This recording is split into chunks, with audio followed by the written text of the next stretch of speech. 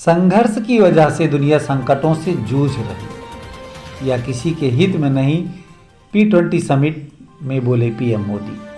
PM Modi ने कहा कि करीब 20 साल पहले आतंकवादियों ने हमारी संसद को निशाना बनाया था। उस समय संसद का सत्र चल रहा था और आतंकवादियों की मंशा सांसदों को बंदी और उन दुनिया को भी एहसास हो रहा है कि आतंकवाद दुनिया के लिए कितनी बड़ी चुनौती है। नमस्कार, आप देख रहे हैं आर्य प्रयास। मैं हूं धर्मेंद्र शुक्ला। प्रधानमंत्री नरेंद्र मोदी ने शुक्रवार को यशोभूमि अधिवेशन केंद्र में G20 के सदस्य देशों की संसदों के पीठासीन सभापतियों P20 के 9वें सम्मेलन का उद्घाटन किया। इस दौरान उन्होंने कहा कि यह समिट एक प्रकार से दुनिया भर की अलग अलग संसदीय प्रथाओं का महाकुंभ है। आप सभी प्रतिनिधि अलग अलग संसदीय कार्यशैली के अनुभवी हैं।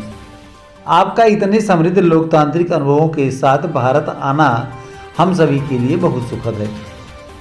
पीएम मोदी ने इजराइल में उपजे संकट का नाम लिए बिना कहा कि दुनिया के अलग कोनों में जो भी कुछ घट रहा है उसमें आज कोई अछूता नहीं है।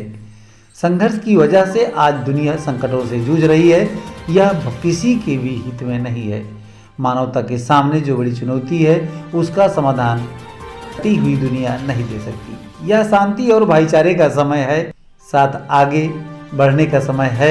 यह सबके विकास और कल्याण का समय है। हमें वैश्विक विश्वास के संकट को दमन करना होगा और मानव केंद्रित सोच पर आगे बढ़ना होगा। हमें विश्व को एक पृथ्वी, एक परिवार और एक भविष्य के साथ आगे बढ़ना होगा। पीएम मोदी ने कहा कि करीब 20 साल पहले आतंकवादियों ने हमारी संसद को निशाना बनाया था। उस समय संसद का सत्र चल रहा था और आतंकवादियों की मंशा सांसदों को बंदी और उनको खत्म करने की थी। दुनिया को भी एहसास हो रहा है कि आतंकवाद दुनिया के लिए कितनी बड़ी चुनौती है। आतंकवाद जहां भी होता, किसी भी कारण, किसी भी रूप में होता, वह मानवता के विरुद्ध होता है। ऐसे में आतंकवाद को लेकर हम सभी को शक्ति बरतनी होगी।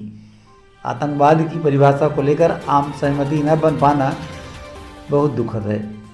आज भी यूएन की भी इसका इंतजार कर रहा है। दुनिया के इसी रवैया का फायदा मानवता के दुश्मन उठा रहे हैं।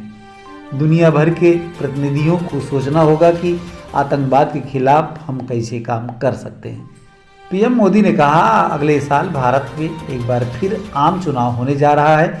मैं P20 शिखर सम्मेलन में आए आप सभी प्रतिनिधियों को अगले साल होने वाले आम चुनाव को देखने के लिए अग्रिम निमंत्रण देता हूं। भारत को आपकी फिर से मेजबानी करने में बहुत खुशी होगी।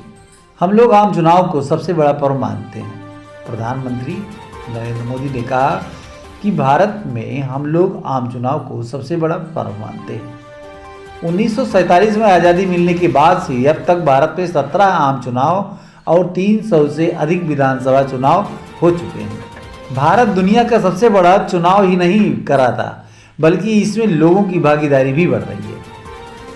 देशवासियों ने मेरी पार्टी को लगातार दूसरी बार विजयी बनाया है। 2019 का आम चुनाव मानव इतिहास की सबसे बड़ी मानव कसरत थी। इसमें 60 करोड़ वोटर ने हिस्सा लिया। तब भारत में 91 करोड़ पंजीकृत मतदाता थे, जो पूरे यूरोप की कुल आज़ादी से अधिक है। यह दिखाता है कि भारत में लोगों का संसदीय प्रक्रियाओं में कितना भरोसा है। ओम बिरला ने प्रतिनिधियों का स्वागत किया। इससे पहले लोकसभा अध्यक्ष ओम बिरला ने 9वें G20 संसदीय अध्यक्ष शिखर सम्मेलन P20 में प्रतिनिधियों का स्वागत किया। इसके बाद उन्होंने सम्मेलन P20 को संबोधित किया। उन्होंने कहा कि यह अत्यंत गौरव का विषय है कि भारत की अध्यक्षता में G20 लीडर समिट में नई दिल्ली डिक्लेरेशन को सर्वसम्मति से स्वीकार किया गया। ये भारत के प्रधानमंत्री नरेंद्र मोदी के प्रभावशाली नेतृत्व और वैश्विक दृष्टिकोण को दर्शाता है। ये वैश्विक चुनौतियों पर G20 देशों की एकजुटता और प्रतिबद्धता का भी प्रमाण है। P20 सम्मेलन लोकतांत्रिक मूल्यों, अंतर्राष्ट्रीय सहयोग तथा वैश्विक महत्व के विषयों एवं समकालीन चुनौतियों के समाधान से साझा संसदीय प्रयासों के लिए हमारी प्रतिबद्धता को दर्शाता है। लोकतंत्र हमारी सबसे अमूल्य विरासत है। लोकतंत्र हमारी जीवन शैली, आचार, विचार, व्यवहार में है। एक तरह से ये हमारी संस्कृति और संस्कार में आत्मसात है।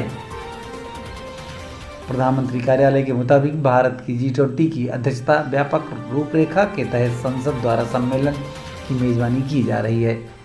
भारत की G20 की अध्यक्षता की तरह ही 9वें P20 सम्मेलन की थीम एक पृथ्वी, एक कुटुंब, एक भविष्य के लिए संसद है। खबर आपको कैसी लगी कमेंट के माध्यम से ज़रूर लाइक करें और चैनल पर नए हैं तो सब्सक्राइब भी करें।